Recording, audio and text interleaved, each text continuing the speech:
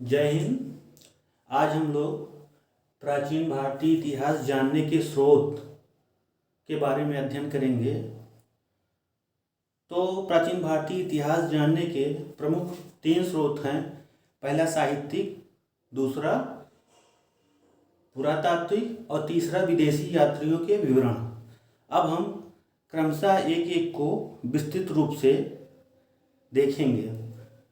साहित्यिक में 2 आते हैं, पहला धार्मिक साहित्य, दूसरा लौकिक साहित्य।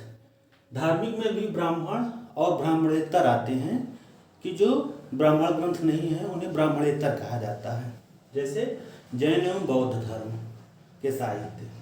और दूसरा है लौकिक। लौकिक में जीवनियाँ हैं, गल्प हैं, ऐतिहासिक ग्रंथ हैं, कल्पना प्रधान कहानियाँ हैं, ये सब आती हैं। अब ब्राह्मण ग्रंथ में भी कई आते हैं, जिसमें पहला है वेद। वेद की रचना वेद व्यास ने किया था। वेद प्रमुख रूप से 4 हैं: ऋग्वेद, सामवेद, यजुर्वेद और अथर्ववेद। ऋग्वेद सबसे प्राचीन है और इसमें 10 मंडल हैं। 10 मंडल, 1028 सूक्त और 10,642 सूक्तियाँ हैं, पंक्तियाँ हैं। और हर मंडल में कुछ न कुछ विशेषता है। जैसे सर्वप्रथम ऋग्वेद के 10वें मंडल में ही समाज के 4 वर्ण ब्राह्मण, क्षत्रिय, वैश्य और शूद्र के बारे में वर्णन किया गया है। यह प्रश्न लगभग सभी प्रतियोगी परीक्षाओं में पूछा जाता है कि सर्वप्रथम समाज के 4 वर्णों का वर्णन कहाँ मिलता है, तो ऋग्वेद के 10वें मंडल में। उसके बाद सामवेद है। साम का अर्थ है ज्ञान। ज्ञान का मतलब, साम का अर्थ है संगीत। मतलब सामवेद में संगीत से संदर्भ सारे जानकारी प्राप्त होती है। यह संगीत से संबंध है। यज्ञों के अवसर पर जो संगीत कार्यक्रम होते थे वो सामवेद में लिखा गया है। यजुर्वेद में मुख्यतः यज्ञों से संबंधित पंक्तियाँ, सूक्तियों का वर्णन किया गया है कि यज्ञ के समय में क्या क्या क्रियाविधियाँ होती थीं, उसका वर्णन किया गया है। अथर्ववेद में सामाजिक जीवन में, जैसे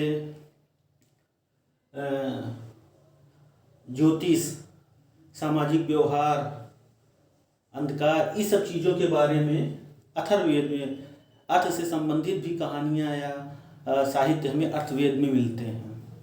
अब आते हैं वेदांग। वेदों को अच्छी तरीके से समझने के लिए वेदांग की रचना की गई है। वेदांग 6 प्रमुख हैं: शिक्षा, कल्प, व्याकरण, निरुक्त, ज्योतिष और छंद। इनके अपने अपने अलग कार्य हैं। अब आता है उपनिषद। उपनिषद वेद के अंतिम भाग को उपनिषद कहते हैं, इसलिए इसको वेदांत भी कहते हैं। यह भी प्रश्न कई बार पूछा गया है कि वेदांत किसे कहते हैं, तो उपनिषद को वेदांत कहते हैं। उपनिषद का शाब्दिक अर्थ है उप मतलब गुरु के समीप, नि मतलब बैठना, सत मतलब अध्ययन करना। मतलब कि गुरु के समीप बैठकर अध्ययन करने वाले को उपनिषद कहा जाता है। अब ब्राह्मण ग्रंथ का अगला भाग है रामायण। जैसा कि हम लोग जानते हैं ये हमारा आदि काव्य है। इसके रचयिता वाल्मीकि जी हैं, जिन्हें आदि कवि कहा जाता है। इसमें भी प्राचीन भारतीय इतिहास के बारे में अच्छा वर्णन, क्रमबद्ध वर्णन, सामाजिक, आर्थिक, राजनीतिक एवं शासकीय सारी जानकारियाँ मिलती हैं। अब आता है महाभारत। महाभारत की रचना ऋषि व्यास ने किया था। इसमें पहले 8800 श्लोक थे, तो इसको जय संहिता कहा जाता था। धीरे धीरे इसमें 24,000 श्लोक हुए, तो इसको भारत कहा गया। और जब 1,00,000 श्लोक हो गए तो इसको महाभारत कहा जाने लगा। महाभारत का ही एक पर्व है श्रीमद् भागवत गीता, जिसमें कृष्ण ने अर्जुन को उपदेश दिया है। अब आता है पुराण। पुराण के रचयिता लोमहर्ष अथवा उनके पुत्र उग्रश्वा को माना जाता है। 18 पुराण प्रमुख हैं, जिससे विभिन्न राजाओं के उनके वंशावलियों की जानकारी प्राप्त होती है। पुराण के बाद स्मृति और टीका ब्राह्मण साहित्य में आते हैं। स्मृति टीका धर्म शास्त्र कहा जाता है। इससे भी हमें प्राचीन भारतीय इतिहास के जानने में विविध जानकारी प्राप्त होती है। ये तो हो गया साहित्यिक साक्ष्य। अब आते हैं पुरातात्विक साक्ष्य। पुरातात्विक मतलब, पुरातत्व की परिभाषा है पृथ्वी के गर्भ में छिपी हुई ऐसी वस्तुओं से जिसकी जानकारी से हम इतिहास को खोजते हैं, या जिसके माध्यम से हम इतिहास का पुनर्निर्माण करते हैं, तो उसे पुरातात्विक साक्ष्य कहा जाता है। भारतीय पुरातत्व के पिता कनिंघम महोदय को कहा जाता है। और पुरातात्विक में भी कई हैं, जैसे अभिलेख हैं, सिक्के हैं, स्मारक हैं, ठीक है, मूर्ति कला है, मृदभांड है, ये सब पुरातत्व के अंतर्गत आते हैं। तो पहला है अभिलेख। अभिलेख को अध्ययन को एपिग्राफी कहते हैं। ये भी प्रश्न कई बार पूछा गया कि अभिलेखों को अध्ययन को क्या कहा जाता है। तो एपिग्राफी अभिलेखों को अध्ययन को कहा जाता है। और प्राचीन लिपियां, क्योंकि ये स्मारक हैं, इसमें कई जैसे अशोक के स्तंभ लेख हैं, उसमें लिपियां लिखी, कई लिपियों का प्रयोग होता है। तो जैसे ब्राह्मी, खरोष्ठी, अरामाइक। तो लिपियों का अध्ययन किस शास्त्र के अंतर्गत कहा जाता है? तो पोलियोग्राफी के अंतर्गत हम लिपियों का अध्ययन करते हैं। ये भी प्रश्न कई बार पूछा गया है। तो अभिलेख में महत्वपूर्ण है, अभिलेख से हमें शासकों के बारे में, उनकी नीतियों के बारे में, उनके कार्यों के बारे में, उनके क्षेत्र के विस्तार के बारे में, उनके व्यापार वाणिज्य के बारे में, राजाओं के क्षेत्र में सामाजिक व्यवस्था कैसे थी, आर्थिक व्यवस्था कैसे थी, इन सब की जानकारी हमें अभिलेखों के माध्यम से होती है।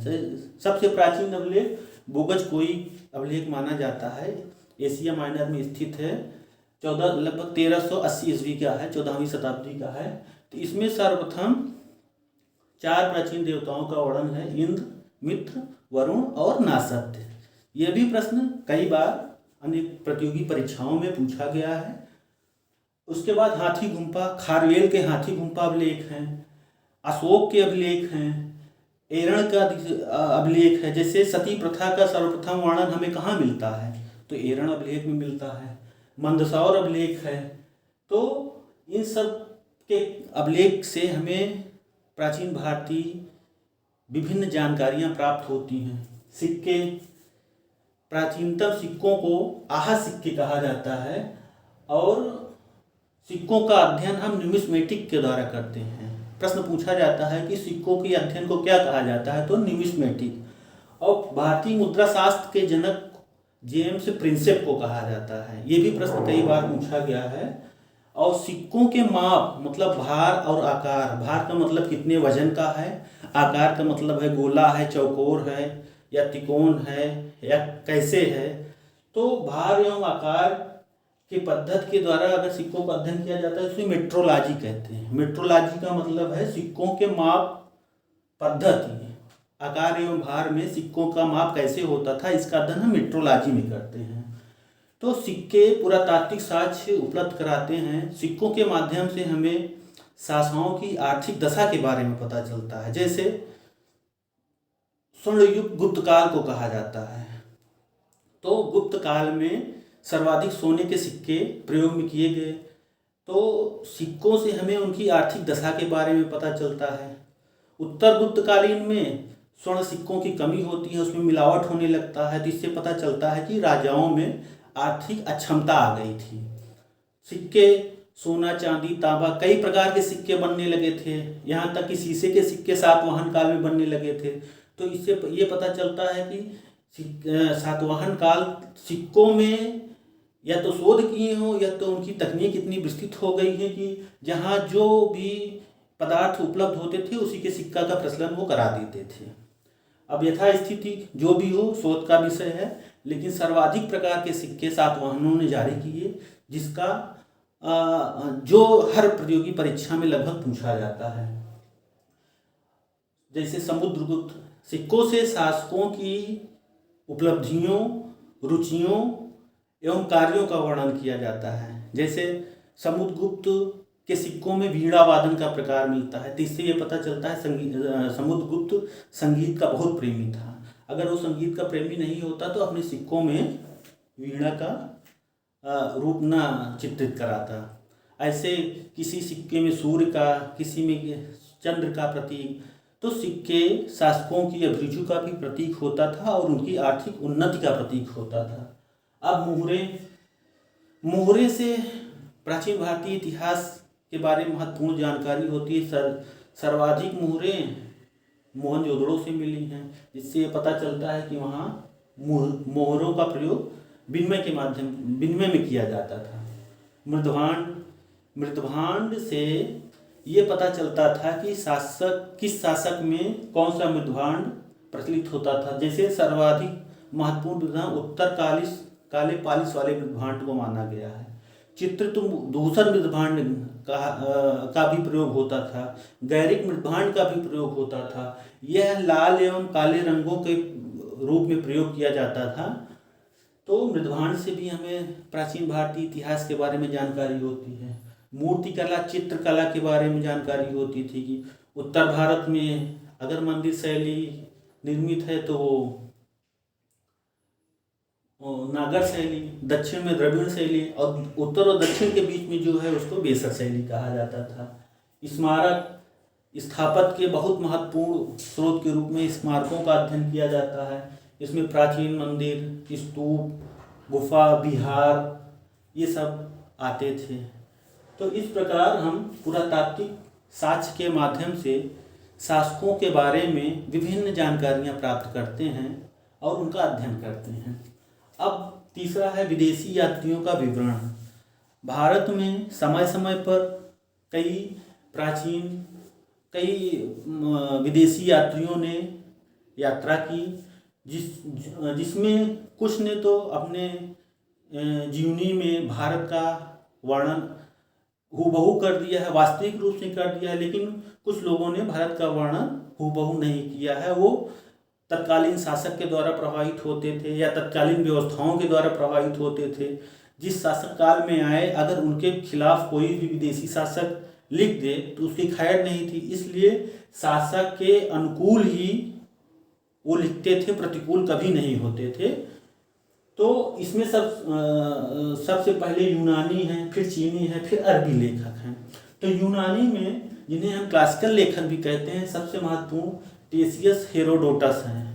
टेसियस ईरान का राज्यवैद था और भारत की यात्रा किया था। हेरोडोटस, जिन्हें हम इतिहास का पिता कहते हैं, भारत में 5वीं शताब्दी ईसा पूर्व में भारत और ईरान मतलब फारस के संबंध में हेरोडोटस ने अपने ग्रंथ हिस्टोरिका में इसका वर्णन किया है। तीसरा है मेगस्थनीज। ये सेल्यूकस निकेटर का राजदूत था जो चंद्रगुप्त मौर्य के काल में आया था। इसने अपनी ग्रंथ इंडिका में मध्य भारत के सामाजिक, आर्थिक, राजनीतिक व्यवस्थाओं के बारे में विस्तृत वर्णन किया है। डायमेकस, ये बिंदुसार के समय में आए थे। डायोनीसियस अशोक के समय में आए थे। टालमी, इनकी ग्रंथ भारत का भूगोल है, जिसमें भारत की व्यवस्थाओं के बारे में इन्होंने वर्णन किया है। प्लिनी ने अपने ग्रंथ नेचुरल हिस्ट्री में यहाँ के प्राकृतिक संसाधनों, खनिजों और कृषि व्यवस्थाओं का वर्णन किया है। यूनानी के बाद चीनी लेखक आए। चीनी लेखक में 4 महत्वपूर्ण हैं: फाहियान, वेंगसांग, सुंगयुन और इत्सिंग। फाहियान चंद्रगुप्त द्वितीय के समय में आया और यह मध्य देश के बारे में अच्छा वर्णन किया है। यह लगभग 14 वर्ष भारत में रहा और यहाँ की सामाजिक, सांस्कृतिक विविधता को बहुत अच्छी तरीके से लिखा। उसके बाद वेंगसांग आए। वेंगसांग हर्षवर्धन के शासनकाल में आए। इन्होंने अपने ग्रंथ सियूकी जिसमें 138 देशों का वर्णन किया गया है। ये भी क्वेश्चन कई बार पूछा गया है। 138 देशों का वर्णन अपने ग्रंथ सीयूकी में किया है।